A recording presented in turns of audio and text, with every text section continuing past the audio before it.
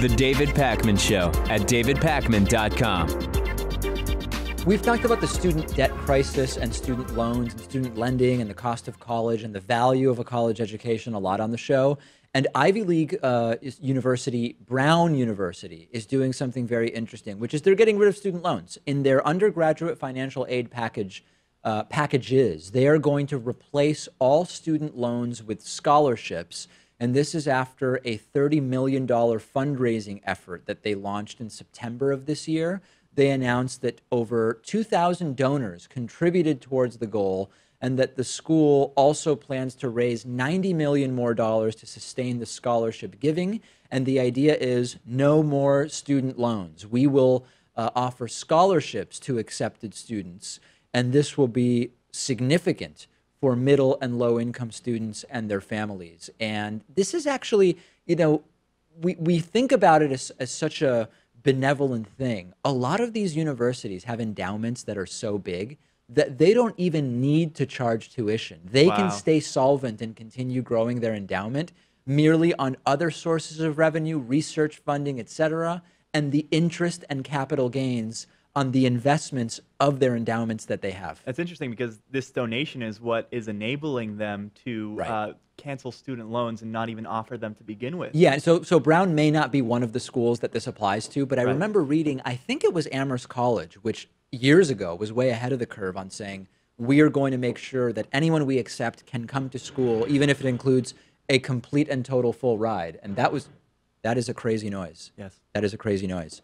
We're going to have to deal with that because we've negotiated a ceasefire of construction during the show, but that was not good.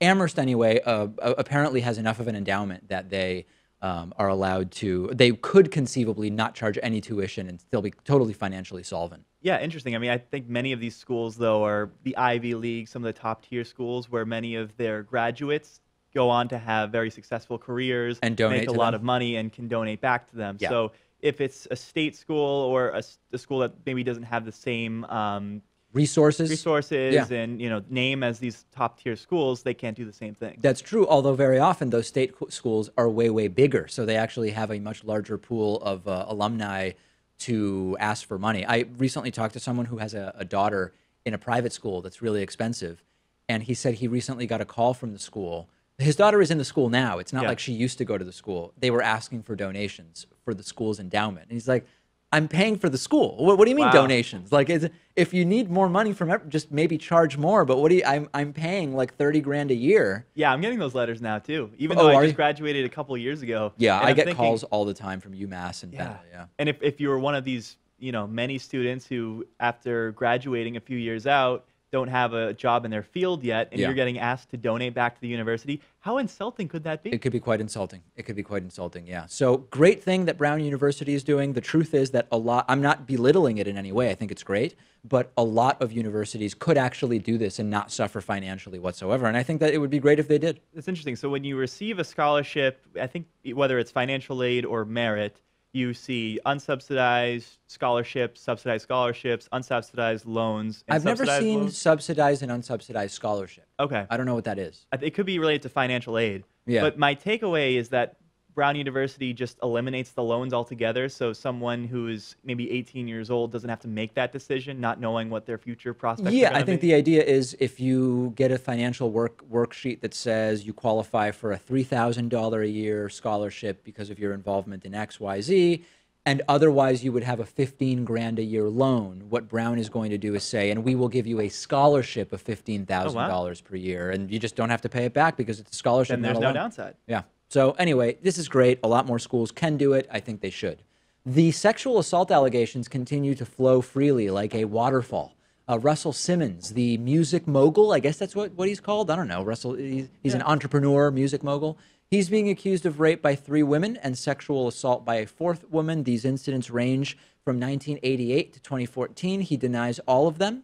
And they are from a variety of different people that he was with in his New York apartment, allegedly, people that were connected at his workplaces of the past, etc. He is denying all of it. All right. Well, I mean, the denial. How do you feel about the denials at this point? Because Trump has also denied all of it. I don't know enough about Russell Simmons to really evaluate the denials. Well, with Trump, I don't believe him for a second. If they are false, you deny them, right? And That's it exactly doesn't what you mean would that, do. You know, Russell Simmons is right or wrong doesn't mean that the accusers are right or wrong. But if he is, and this is a big if, without going into the specifics of the case, if he is being wrongfully accused, then of course you're going to deny it. What else would you do? And the accusers should be criminally charged if that's Right. the case. And that's where I think sometimes we get muddled on these conversations, because you hear from I don't know how to characterize them. There's people within the men's rights movement that do this stuff. There's sexual assault realists. Yeah, I don't know what they're provocateurs called. of all Provocateurs. kinds. People who say false allegations of sexual assault are rampant.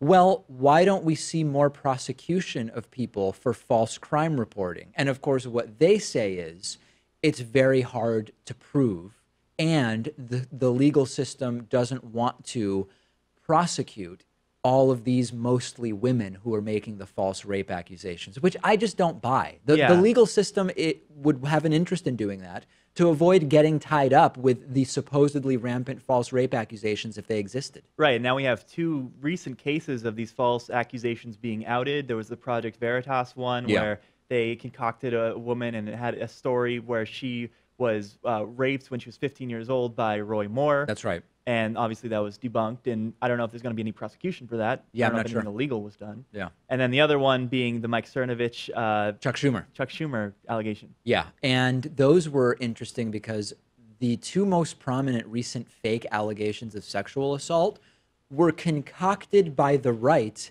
to try to discredit what appeared to be legitimate allegations of sexual assault. Like, you can't even imagine a bigger backfire of trying to point to a problem that doesn't exist. It's similar to the voter fraud stuff, where by and large, the people actually convicted of voter fraud are people who are trying to point out how easy it is to vote fraudulently as the construction gets going again. That is unbelievable.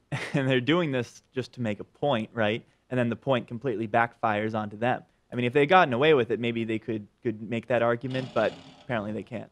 All right, so as you can probably hear, some kind of buzzsaw has been turned on. I think we're going to have to cut the bonus show short today. Really? We had an agreement with the people doing work here and the landlords that is a shocking noise, that they weren't going to be doing work while we're taping the show. Yeah. And they're doing work. So let's cut the bonus show short. I apologize. We are going to. This is not a good situation.